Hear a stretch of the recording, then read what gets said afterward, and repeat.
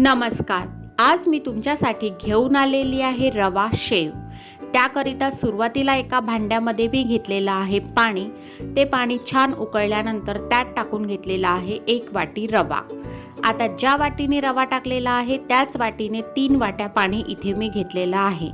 त्यानंतर हा रवा आपल्याला लो फ्लेमवर 10 मिनिट व्यवस्थित असा शिजवून घ्यायचा आहे आणि त्यानंतर तो पूर्णपणे थंड करून घ्यायचा आहे. नंतर एका ताटामध्ये मी घेतलेला आहे उकडून मॅश करून घेतलेला एक बटाटा आणि 7 ते 8 मिरे आणि थोडंसं जिरं जे की मी बत्त्यामध्ये व्यवस्थित ठेचून घेतलेलं आहे. त्यानंतर त्यामध्ये टाकून घेतलेला आहे थंड करून घेतलेला रवा आणि नाश्त्याचे 4 ते 5 चम्मच बेसन आणि सोबतच टाकलेलं आहे चवीपुरतं मीठ. त्यानंतर हे संपूर्ण साहित्य आपल्याला व्यवस्थित असं मिक्स करून घ्यायचं आहे आणि त्याला मुरण्याकरिता 15 ते 20 मिनिट झाकून ठेवायचं आहे.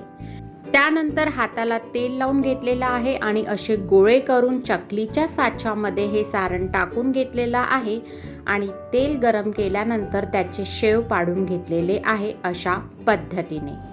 तर मग तुम्हीही नक्की ट्राय करा झटपट आणि कुरकुरीत बनणारे रवा शेव. धन्यवाद.